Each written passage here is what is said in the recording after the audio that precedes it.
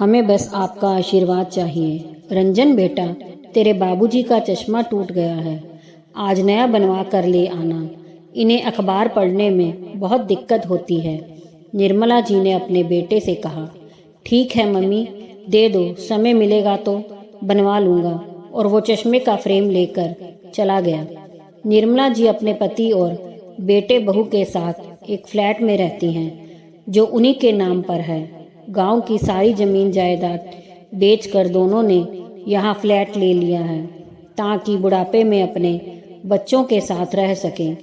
उससे पहले रंजन अपनी पत्नी सीमा और 2 बच्चों के साथ एक किराए के घर में रहता था।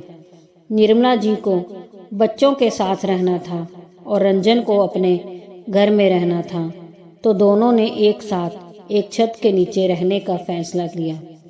पर इस बात से रंजन की पत्नी सीमा खुश नहीं थी। उसे लगता था कि मम्मी जी को फ्लैट रंजन के नाम से ही लेना चाहिए था, क्योंकि रंजन ही एकमात्र घर में कमाऊ इंसान है।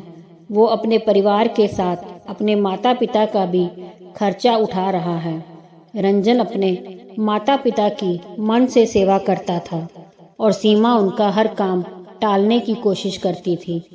शाम होने से पहले निर्मला जी ने सीमा को फोन करके चश्मे की बात याद दिलाने को कहा, क्योंकि रंजन काम की व्यस्तता में कई बार घर के काम भूल जाता था।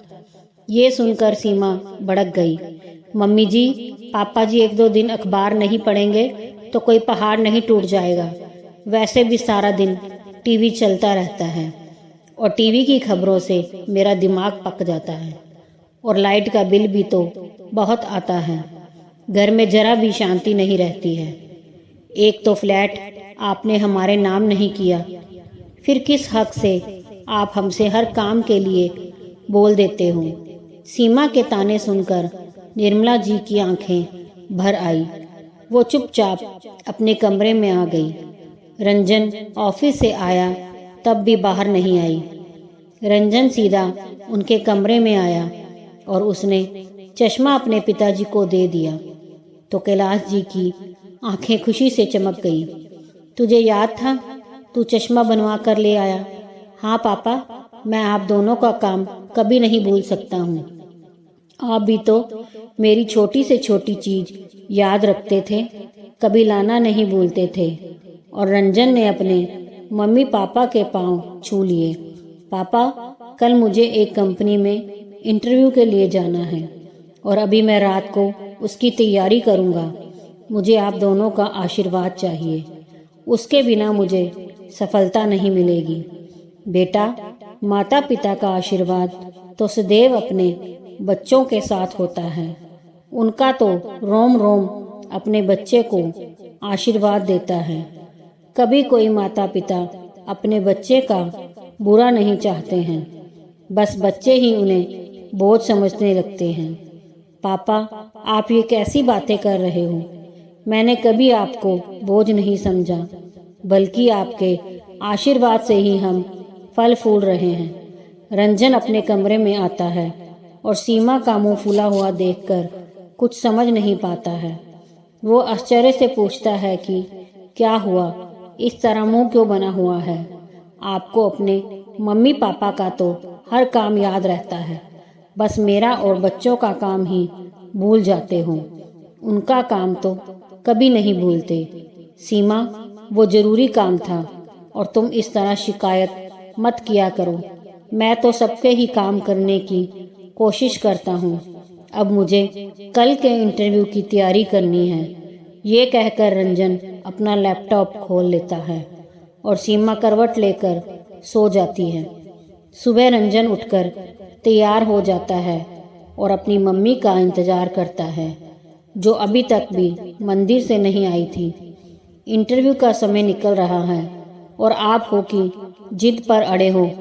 अरे मम्मी जी का आशीर्वाद नहीं लोगे तो कौन सी दुनिया हिल जाएगी? वैसे भी आपको सफलता आपकी मेहनत से ही मिलती है। इसमें मम्मी जी पापा जी का आशीर्वाद क्या करेगा? सीमा थोड़ा तुनक कर बोलती है, पर रंजन नहीं सुनता। वो अपनी मम्मी का मंदिर से आने का इंतज़ार करता है। मैंने आज तक कोई भी काम बिना मम्मी पापा के आशीर्वाद के बिना नहीं किया है और आज मैं उनका आशीर्वाद लेकर ही जाऊंगा, रंजन कहता है। 10 मिनट बाद निर्मला जी मंदिर से आती हैं और बेटे को बहुत सफलता का आशीर्वाद देती हैं। वो अपने पिताजी से भी आशीर्वाद लेकर चला जाता है। मम्मी जी, आज आपकी वजह से रंजन को देरी हो गई है। मैं तो सोच रही थी कि ये नौकरी मिल जाती, तनख्वाह भी बढ़ जाती और रंजन भी मुझे मेरे नाम से एक फ्लैट खरीद देते, पर आप तो चाहती ही नहीं कि हम भी अपने फ्लैट में रहें। सीमा ने फिर ताना दिया। सीमा, मैं रंजन की नौकरी और लंबी उम्र के लिए ही भगवान से प्रार्थना करने रोज़ मंदिर जाती हूँ। और रही फ्लैट की बात, तो हमारे जाने के बाद ये फ्लैट तुम्हारा ही होगा। ये तो तुम्हारे पापा जी की इच्छा थी, इसलिए उन्होंने मेरे नाम से लिया है। मैं आज ही उनसे बात करके फ्लैट तुम्हारे नाम करवा देती हूँ। तुम दोनों खुश रहो, हमारा तो यही आशीर्वाद है। निर्मला जी ने उसे दिलासा दी। शाम को रंजन थका हारा घर लौटता है और थोड़ी सी परेशानी उसके चेहरे पर छलकती है। सीमा फिर से गुस्सा करती है। कहीं आशीर्वाद लेने के चक्कर में इंटरव्यू की जगह समय पर नहीं पहुंच पाए। लगता है आपने इंटरव्यू दिया ही नहीं, इतना अच्छा मौका छोड़ दिया। और झुंझलाने लगी। हाँ सीमा, मेरा इंटरव्यू नहीं हो पाया, पर आज मैं मम्मी पापा के आशीर्वाद के कारण जीवन की जंग जीत गया हूँ। मैं घर से निकला तो 10 मिनट देर हो गई थी। मैं रोज जिस बस से जाता हूँ वो छूट गई थी। मैंने रास्ते के लिए ऑटो पकड़ा और थोड़ी ही दूर गया था, आगे जाम था। वहाँ जाकर देखा तो जिस बस से मैं रोज जाता हूँ उसकी बड़े से ट्रक से टक्कर हो गई थी। उसमें कई लोगों की सांसें थम गई और कई यात्री दर्द के मारे तड़प रहे थे। उनकी लोग मदद कर रहे थे, तो मैं भी ऑटो से उतरकर उनकी मदद करने में लग गया। आज मैं मम्मी के आशीर्वाद के बिना निकल जाता तो मैं भी उनमें से एक होता और सड़क पर पड़ा तड़प रहा होता। रंजन की बातें सुनकर सबने ईश्वर को धन्यवाद दिया। तभी सीमा बोली, जब आप बच गए थे तो इंटरव्यू के लिए निकल जाते, इतना अच्छा मौका गंवा दिया। ये तुम कैसी बातें कर रही हो सीमा? आज मैं भी उनमें से होता तो मैं भी उम्मीद रखता कि कोई तो मुझे बचाने आएगा। लोग मुझे तकलीफ में देखकर यूं ही निकल जाते तो मैंने भी पीड़ितों को अस्पताल पहुंचाने में मदद की। जब मैं अस्पताल में भागा दौड़ी कर रहा था, उनमें से कई बुजुर्ग आए और उन्होंने मुझे धन्यवाद दिया और बहुत सारा आशीर्वाद भी। उन्होंने कहा कि मैंने उनके घर का चिराग बचा लिया, उनके बुढ़ापे का सहारा बचा लिया। वो जीवन भर मुझे आशीर्वाद देंगे। ये आशीर्वाद बड़ा अनमोल होता है, जिसे मिलता है वो धन्य हो जाता है। नौकरी तो और भी कभी मिल जाएगी, पर आशीर्वाद जीवन भर साथ रहेगा। मैं भी उस बस में दुर्घटनाग्रस्त होता और कोई मुझे नहीं बचाता तो तुम्हें कैसा लगता? ये सुनकर सीमा की नजरें शर्म से झुक गई। रंजन, तूने बहुत अच्छा काम किया है, हमें तुझ पर गर्व है। हमारा आशीर्वाद सदा तेरे साथ है, दोनों ने एक साथ अपने बेटे से कहा। थोड़ी देर बाद निर्मला जी फ्लैट के पेपर लेकर आती हैं और रंजन को कहती हैं, हमने फ्लैट तेरे नाम करने का निर्णय लिया है। रंजन आश्चर्यचकित हो जाता है। तभी सीमा निर्मला जी के पांव पड़ती है। मम्मी जी, मुझे माफ कर दीजिए, मुझे ये फ्लैट नहीं बल्कि आप दोनों का आशीर्वाद चाहिए। आज आपकी वजह से इनकी जान बची है।